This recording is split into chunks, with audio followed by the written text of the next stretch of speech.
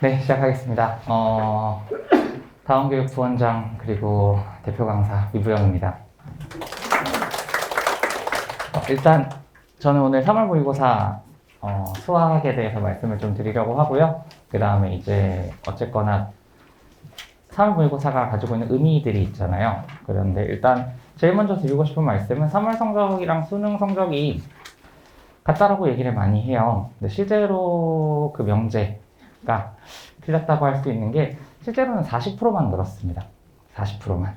그거를 좀 말씀을 꼭 드리고 싶었어요. 저도 이제 3학년을 가르치고 모의고사 끝나고 나면 아무래도 이제 저는 목동에서 오래 있었으니까 어머님들이 조금 더 편하게 상담을 요청을 하시고, 그리고 이제 가르치는 학생들에 대한 상담은 거의 매번 진행을 하고 있으니까 상담을 매번 진행을 하고, 오늘 이제 오기 전에도 조금 전화 상담을 드리고 했는데, 뭐 잘 본 어머님들은 괜찮아요. 뭐 그냥 상담이 거의 필요가 없어요. 근데 이제 조금 우리 학생이 못 본 친구들이 있을 텐데, 제일 걱정하시는 게 이제 이 성적이 혹시 수능 성적이 아닐까 하는 거.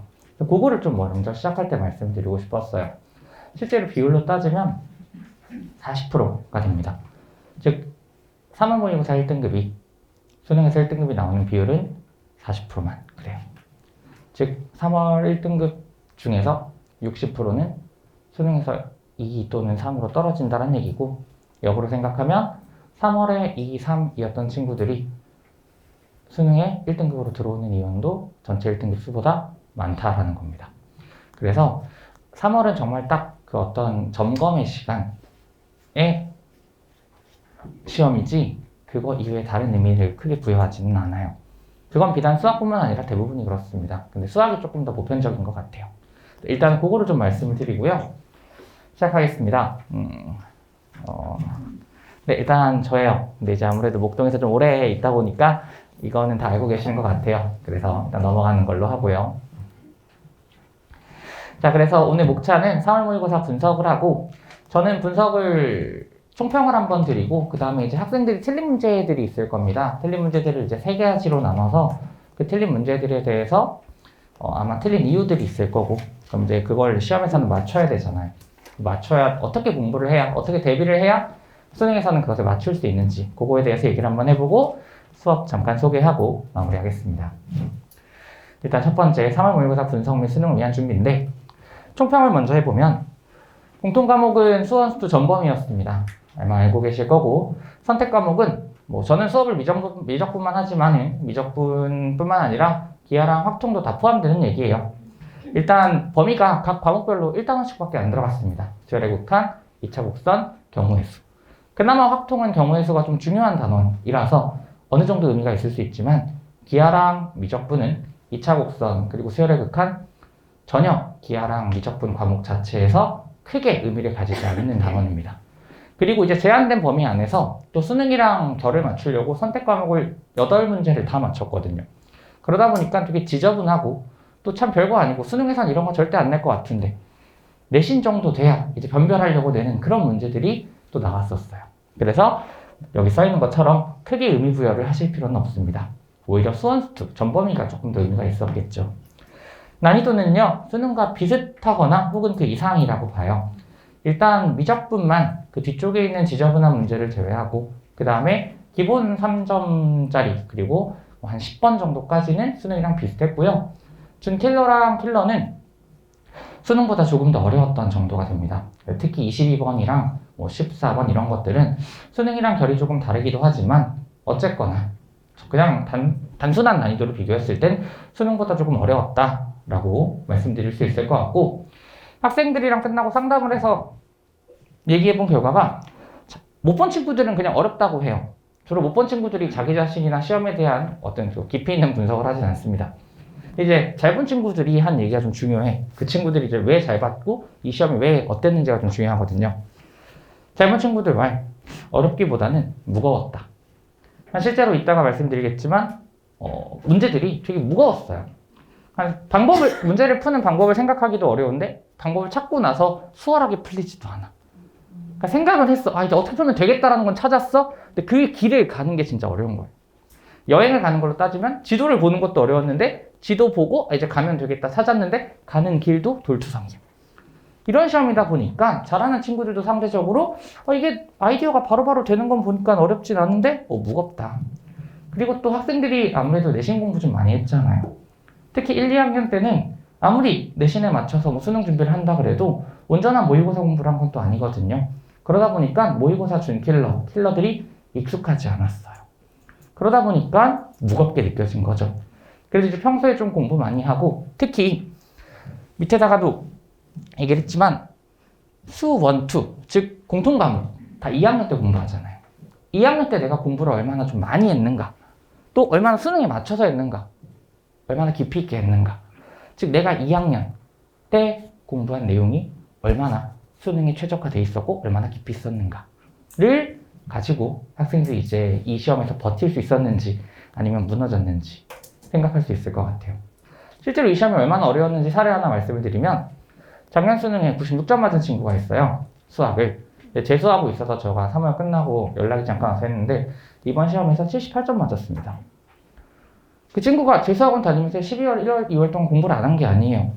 다만 물론 재수업도 그렇고 모든 수학 수업이 그렇지만 겨울방학 때 하는 과목은 주로 미적분입니다. 수원수도 잘 안 해요. 아무래도 2학년 때 했고 미적분이 일단 제일 또 앞에 닥친 과목이기도 하니까. 근데 이 친구도 이제 미적분이 조금 더 필요하다고 생각해서 미적분을 한 거죠. 근데 수원수 공부를 딱 3개월 안 했더니 바로 무너져 버린 거예요.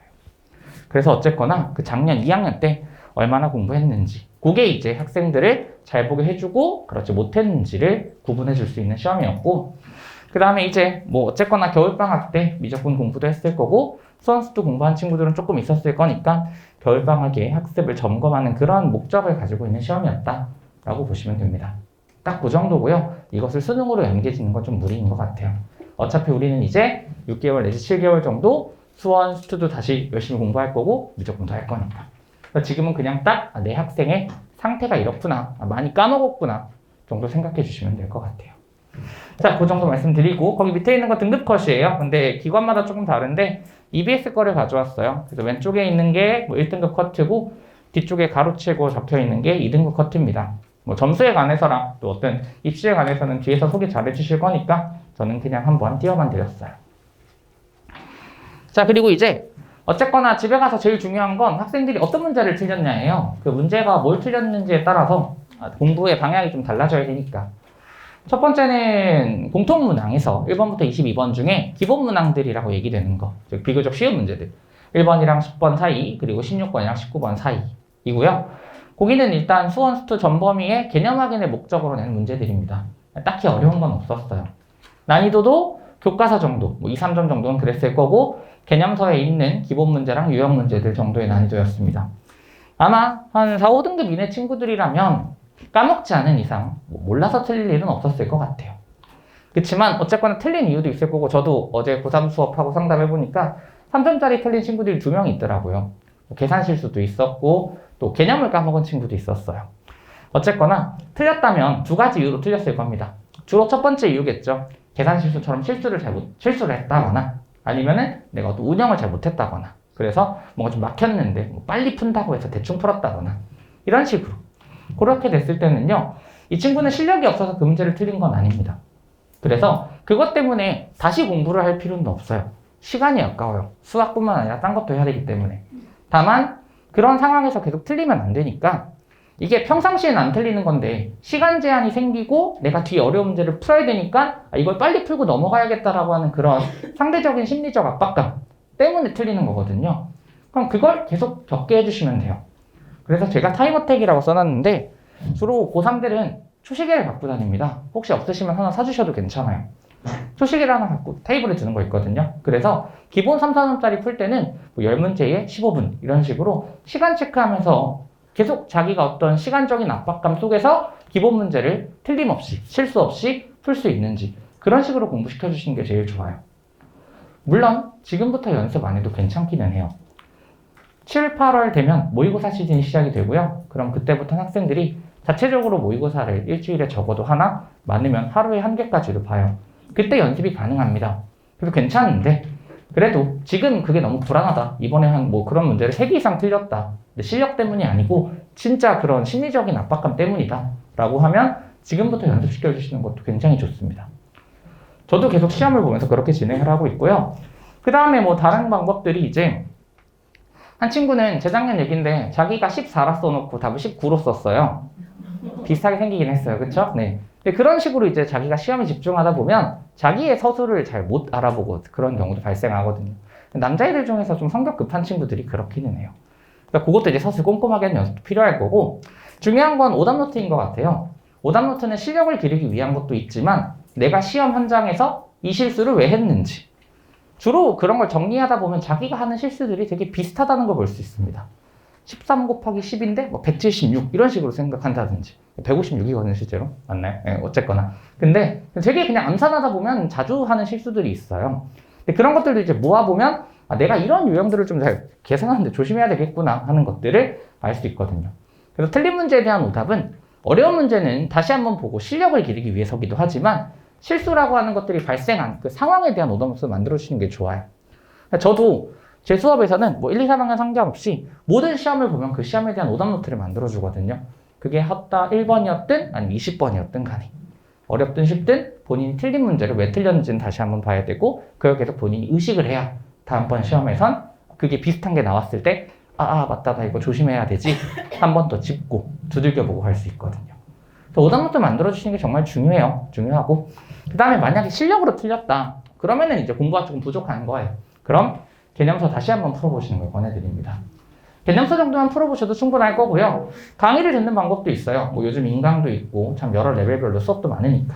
다만 강의들은 주로 이제 설명에 치우쳐고 있다 보니까 본인이 문제 풀어볼 시간은 많이 없거든요. 그리고 안 들어도 되는 파트를 또 듣게 되고, 그러다 보니까 이것보다는 그냥 개념서 한 권 사셔서 뭐 준비해 주셔서 일주일이면 충분합니다. 유제만 풀어보면 되거든요. 필수 예제나.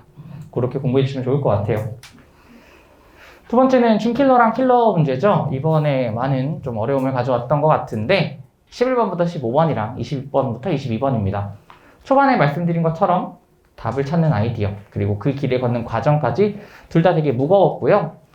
새로움은 없었어요. 모의고사 공부 많이 한 친구들 입장에서는 다 그 문제가 그 문제네, 새롭진 않네, 다 봤던 문제들이네 하겠지만, 학생들이 아직 그런 모의고사 공부, 소위 말하는 엔젤 공부들, 어려운 줌킬러, 킬러를 풀어보는 훈련이 많이 되어 있는 경우는 없으니까, 그래서 조금 익숙하지 않았을 것이다 라고 하는 거 말씀드린 거고, 틀렸다면, 이제 대부분 틀렸겠죠. 틀렸다면 일단은 계속 이런 문제들에서 노출이 돼야 돼요. 이게 내신이랑은 분명히 다르거든요. 내신에서 우리가 다뤘던 시중에 있는 일품 블랙라벨 같은 교재랑은 느낌이 다른 문제예요. 난이도도 물론 많이 다르지만 이거 되게 어떻게 풀어야 되지? 좀 더 이제 개념적인 응용과 원리를 확인하는 문제들이기 때문에 내신 같은 암기 스타일의 문제들은 당연히 아니거든요. 근데 이런 문제를 이제 학생들이 사실 접해볼 기회는 많이 없어요. 당연하고요, 그게. 재수생이 시험을 잘 볼 수 있는 이유도 그런 것 때문인 것 같아요. 조금 더 수능에 맞고 조금 더 수능에 최적화하는 문제들을 남들보다 1년 정도 더 많이 노출돼 보고 풀어봤다라는 거. 아무래도 그런 쪽의 문제를 접하고 사고하게 되면 사고의 체계도, 문제를 보는 눈도 그런 쪽으로 발현될 거거든요. 그래서 그런 쪽의 문제들을 많이 노출시켜 주셔야 되고, 제 수업도 그런 수업을 하다 보니까 특정 학부모님들이나 학생들한테 내가 학원에 가면 이런 문제들이 어려워서 내 힘으로 잘 안 풀리고 선생님이 설명해 주셔야 겨우 이해가 되는데 괜찮냐, 그런 얘기를 많이 하세요. 비단 제 수업뿐만 아니라 엔제나 좀 어려운 문제풀이 수업을 가면 누구나 겪는 일이에요. 근데 저는 그걸 이제 벽을 민다라고 표현을 하거든요. 종종 쓰는 표현인데, 벽은 안 밀려요. 제가 옆에 있는 벽을 민다고 해도 밀리지 않습니다. 다만 점점 저는 강해지겠죠. 팔굽혀펴기랑 같은 원리예요. 열심히 땅을 민다고 해서 땅이 밀리진 않아요. 근데 점점 그걸 밀면서 그 미는 동안 내 팔은 강해져요. 두뇌도 마찬가지입니다. 어려운 문제라는 벽이 있어요. 아무리 두뇌를 갖고 두드리고 부셔도 안 부셔져요. 그렇지만 그걸 하면서 뇌의 근육은 점점 길러지는 거예요. 그러다 어느 날 그 벽이 깨집니다. 텅 하고. 그때부터 내 실력이 한 단계 늘어나는 거예요. 평생 내가 핑카령이라고 하죠. 그거 들어봤자 근력은 타고난 근력 그대로일 거예요. 안 늘어요. 뇌도 똑같습니다. 어려운 문제를 풀고 계속 도전하고, 안 풀려도 어디가 안 풀렸지 이해해보고 다시 확인해보고 그 다음에 다시 도전해보고, 그런 좀 괴로운 과정이 있어야 근력이 생깁니다. 뇌도 똑같습니다. 그렇게 생각해 주시면 될 것 같아요. 자, 그리고 마찬가지예요. 밑에도 뭐 단순히 문제풀이 하는 거, 물론 뭐 벅벅 푸는 게 나쁜 방법은 아닙니다는 효율성이 떨어지거든요. 풀고 나서 푼 거에 대한 이제 복습, 그리고 내가 조금 더 여기서 효율적으로 진행하는 방법은 없었을까 하는 것들을 계속 점검해주고 본인의 실력을 발전시켜 나가는 거. 그게 되게 중요한 공부예요. 네, 일단은 그렇게 되고요. 마지막 선택인데 선택은 크게 의미부여가 없다고 초반에 말씀을 드렸습니다. 실제로 23번부터 30번까지는 범위가 제한되었기 때문에 크게 의미부여하실 필요는 없고요. 다만 3월 성적을 가지고 절대 학생들이 약간 동요하는 경우가 있어요. 네, 잠깐 미적분 못할 것 같은데 확통이라 기하로 돌려야 되나? 또는 반대로 돌려야 되나? 3월은 그걸 결정하는 시험이 아니에요. 딱 내가 겨울방학 때 이 과목 공부해봤는데 할만하네. 조금 어렵네. 좀 더 열심히 해야겠네. 딱 그 정도의 논의를 해야 되는 지경이지 아직 전범위의 시험이 나오지도 않았고 전체 공부를 다 끝내지도 않았는데 기껏해야 이제 겨울방학 때 개념하고 몸풀 조금 시작했을 거거든요.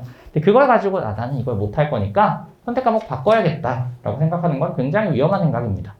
그래서 일단 본인이 선택한 과목에 대해서 최소한 5개월에서 6개월 정도는 유지를 해보고 만약에 6월 이후에도 이거 도저히 못하겠다 하면 그때 정말 조심해서 바꿔보긴 해야 돼요.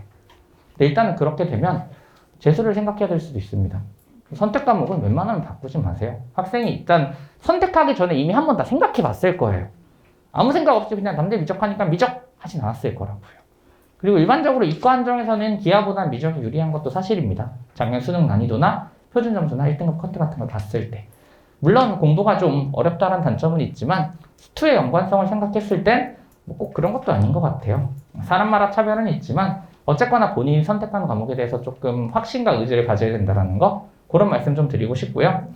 역시 틀렸다면 역시 겨울방학 중에 내가 어떤 학습에 대해서 좀 부족함이 있었을 수 있을 거예요. 뭐 어떤 단원에서라든지 어떤 내용에 대해서라든지 그 부족함이 내가 예를 들어서 뭐 속도거리를 너무 쉬워서 안 했더니 개념을 까먹었네 이런 식으로 생각할 수도 있거든요. 그런 식으로 본인의 학습에 대한 반성을 해주고 선택 과목의 특성상 학습량이 부족합니다. 수원 수투는 그래도 내신 공부하니까 어느 정도 개념을 까먹진 않았을 거고 다만 수능이랑 좀 결이 달라서 틀렸다면 선택 과목은 정말 공부를 애초에 많이 못하는 과목이거든요. 뭐 내신 안 해봤으니까 문제 많이 풀어보는 경험도 대부분 적을 거고 그래서 학습량이 부족해서 틀리는 경우들 익숙하지 않아서 틀리는 것들이 있기 때문에 양치기 해주시는 것도 되게 필요하고요. 그렇게 말씀드릴 수 있을 것 같아요. 일단은 이 얘기는 어머님들한테도 도움이 되겠지만 사실 틀린 학생들한테 도움이 더 됐을 얘기예요. 그래서 일단 그 제 PPT를 드렸거든요. 그거 그냥 뭐 학생들한테 한번 저서 읽어보게 해주셔도 되고 아니면 적어도 틀린 문제에 따라서 공부 방법이 좀 달라야 된다는데 어떻게 공부해보면 좋겠다라고 말씀해 주셔도 되고 수업 얘기는 되게 짧게 할 거라서 그냥 어머님들한테 요거 부탁 하나만 좀 드릴게요. 요거 이제 수업이랑 상관없이 그냥 저도 재수하고 삼수하고 정시로 대학에 갔어요. 정시로 대학에 갔고 고3 뭐 재수 삼수 해보면서 뭐 고3은 안 했습니다. 조기 졸업이어가지고. 근데 어쨌거나 2년간의 그 어떤 수험생활 해보니까 의외로 되게 힘들어요. 어머님들이 더 힘드실 거예요. 제 엄마한테도 오늘 아침에 물어봤는데 수험생활 뒷받침 어땠어? 그랬더니 죽을 것 같았대요. 저도 죽을 것 같았는데 하마터면 줄초상 날 뻔했어요. 그쵸? 다행히 살았는데 어머님들은 마음이 힘드세요. 그쵸? 마음이. 물론 이제 뭐 저녁 시간에 픽업해 주시고 하면 몸도 힘드시겠지만 마음이 제일 힘드실 거예요. 근데 학생들도 이제 마음은 힘든데 겉으로 티를 잘 안 내요, 애들은. 일단 그 시기에 친구들이 뭔가 나의 힘듦을 바깥에 외부로 하는 걸 좀 부끄러워하고 민망해합니다. 뭐 나만 힘든 것도 아니고 사실 친구들 수능 준비 다 하고 있는데. 근데 이제 그 힘듦을 표현은 해야 되는데 그 표현이 잘 안 되니까 제일 친한 사람한테 해요. 그게 하필이면 어머님들인 거죠, 이제. 아니면 가족들이거나. 그래서 뭐 고3 되면 많이 이렇게 좀 어떤 트러블이 있을 수 있어요. 어떤 소통이나 이런 거에 대해서. 근데 그냥 이건 팁이에요, 팁. 어제 학부모님이랑도 한번 얘기하면서 이렇게 드렸는데 자꾸 말로 얘기하면 싸우게 되잖아요. 해라, 싫어, 문 닫고. 내가 알아서 할 거야 하고 잘 안 듣거든요. 1, 2학년 때는 제 말은 그래도 듣는데 3학년 때부터는 제 말도 잘 안 듣습니다. 자기 머리에 다 껐다는 얘기죠. 내가 알아서 하겠다고. 그러면 그때 좋은 방법이 뭐냐면 글을 써주세요. 편지 같은 거, 조그마한 거. 제가 아직도 갖고 있는 편지인데 오늘 갖고 오려다 하는 게 못 갖고 왔는데 어머니가 삼수할 때 아침에 잠깐 이렇게 조그마한 카드예요. 크지도 않아요. 신용카드 사이즈인 것 같아요.